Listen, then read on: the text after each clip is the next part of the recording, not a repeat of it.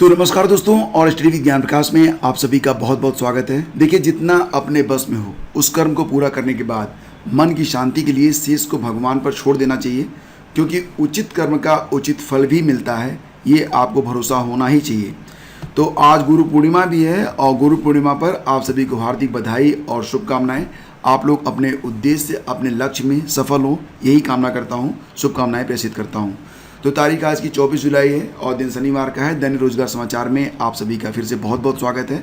बात करते हैं एडेड जूनियर शिक्षक भर्ती परीक्षा के बारे में। मैंने कई बार आप लोगों को बताया था कि एडेड जूनियर शिक्षक भर्ती परीक्षा ये अक्टूबर में हो सकती है, तो डेट बिल्कुल है वही कि अक्टूबर में ही ये परीक्षा कराने की तैयारी चल रही है।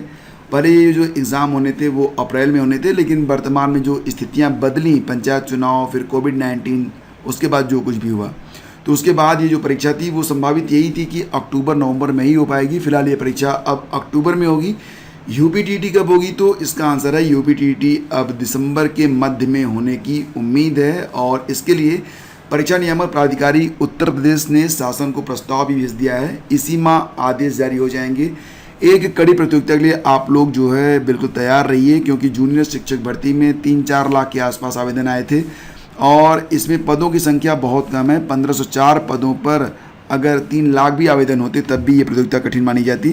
फिलहाल आपको तैयारी अच्छे से करते रहना है और डेली करंट अफेयर के साथ साथ अभी भी स्टडी जीके का पोर्शन आप लोग अच्छे से तैयार करते रहो, उसको रटते रहो, ठीक है, क्योंकि ऐसे प्रश्न एग्जाम में आएंगे। और रोज़ सुबह 5 बजे इसके लिए आपको एक शानदार वीडियो दिया जाता है करंट अफेयर का, उसको आप लोग जरूर देखा करो। और देखिए, बात करें तो सभी विभागों में स्पोर्ट कोटा बहाल होगा, तो उत्तर प्रदेश के लिए यह एक बहुत ही शुभ संकेत है कि उत्तर प्रदेश में पुलिस विभाग के साथ साथ जितने भी अन्य विभाग हैं उसमें स्पोर्ट कोटे के तहत भर्ती की जाएगी। इससे जो खिलाड़ी होंगे वो पूरे मनोयोग से अपना खेल का प्रदर्शन भी कर सकेंगे और उनको अपने कैरियर की चिंता भी नहीं होगी। तो फिलहाल इसके लिए एक विस्तृत कार्य योजना तैयार किए जाने के बारे में मुख्यमंत्री ने बात कही है और मुख्यमंत्री की ओर से खिलाड़ियों को यह एक बड़ा तोहफा माना जा रहा है। मुख्यमंत्री ने टीम 9 की बैठक में यह निर्देश दिए हैं। उन्होंने कहा कि यूपी पुलिस दुनिया की विशालतम पुलिस बल में से एक है। इसमें खेल कोटा के तहत प्रतिभावान खिलाड़ियों को लिया जाना उपयोगी होगा। इसके लिए भर्ती जल्द से जल्द शुरू करवाई जाए, तो बहुत ही अच्छी बात है कि नई भर्ती शुरू होने के संकेत मिल रहे हैं। और जैसा कि आप जानते हैं कि कुछ समय पूर्व हिंदुस्तान के मिशन शक्ति कार्यक्रम में मुख्यमंत्री योगी आदित्यनाथ ने खेल कोटा बहाल करने का आश्वासन दिया था। मुख्यमंत्री अपनी बात भूले नहीं और शुक्रवार को उपयुक्त अवसर पर इसका ऐलान उन्होंने कर दिया है। अब जो प्रतिभाशाली खिलाड़ी हैं उनको नौकरी की चिंता नहीं होगी, क्योंकि उनको जॉब मिलेगी और यह एक बहुत ही अच्छी बात है। आगे बढ़ते हैं। 14 प्रधानाचार्यों का चयन निरस्त होने की खबर आ रही है। बात यहाँ पर हो रही है पीएससी 2018 के अंतर्गत जीआईसी प्रधानाचार्य पद पर चयनित 14 अभ्यर्थियों का चयन निरस्त कर दिया गया है। आयोग के परिणाम से असंतुष्ट प्रतियोगियों ने हाई कोर्ट में याचिका दायर की थी, जिस पर कोर्ट ने सख्त आदेश जारी किए थे। इसके खिलाफ आयोग सुप्रीम कोर्ट में विशेष अनुमति याचिका एसएलपी दायर की थी। सुप्रीम कोर्ट ने 15 जुलाई को एसएलपी खारिज कर हाई कोर्ट के आदेश को सही ठहराया था। इसके बाद आयोग को परिणाम संशोधित करना पड़ा।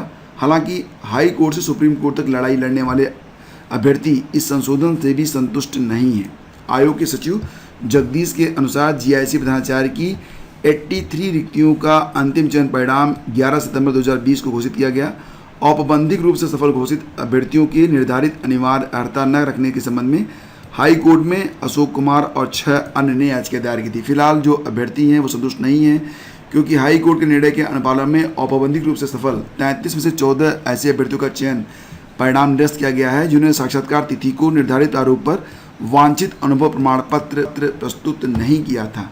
और इससे जो अभ्यर्थी हैं वो संशोधित परिणाम से संतुष्ट नहीं हैं। उनका दावा है कि अगर आयोग की पूरी पारदर्शिता के साथ संशोधित परिणाम जारी करता तो कम से कम 31 अभ्यर्थी चयन से बाहर हो जाते।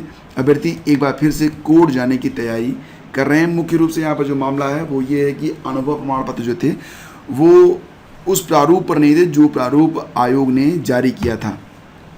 और बात करें तो संयुक्त बीएड प्रवेश परीक्षा जो थी, जो कि 30 जुलाई को होने वाली थी, अब इसकी नई डेट आ गई है 6 अगस्त। तो अब ये जो परीक्षा होगी 6 अगस्त को होगी और 6, 7 और 8 अगस्त ये 3 दिन आपके लिए काफ़ी बिजी रहने वाले हैं। जैसा कि आप जानते हैं 6 अगस्त के बाद 7 और 8 अगस्त को टीजीटी की भी परीक्षा होनी है। फिर पीजीटी की परीक्षा के बारे में आपको पता है कि 17 और 18 अगस्त को परीक्षा होगी। 23 जुलाई को यह नोटिफिकेशन जारी हुआ है। प्रेषक सुभाष चंद्र शर्मा, प्रमुख सचिव उत्तर प्रदेश शासन, सेवा में कुल सचिव लखनऊ विश्वविद्यालय लखनऊ। तो यहाँ पर बताया गया है कि बीएड की जो संयुक्त प्रवेश परीक्षा होगी वो नई डेट आ गई है 6 अगस्त। 2 पालियों में परीक्षा होगी। पहली पाली की परीक्षा पूर्वाह्न 9 से 12 और द्वितीय पाली की परीक्षा 2 बजे से 5 बजे तक अपराह्न। प्रवेश परीक्षा के परिणामों की घोषणा 27 अगस्त। 1 सितंबर को काउंसलिंग शुरू होगी। 6 सितंबर से जो क्लासेज होंगे वो स्टार्ट कर दी जाएंगे। तो ये नया कार्यक्रम है बीएड से संबंधित 2021-22 का जो सत्र है।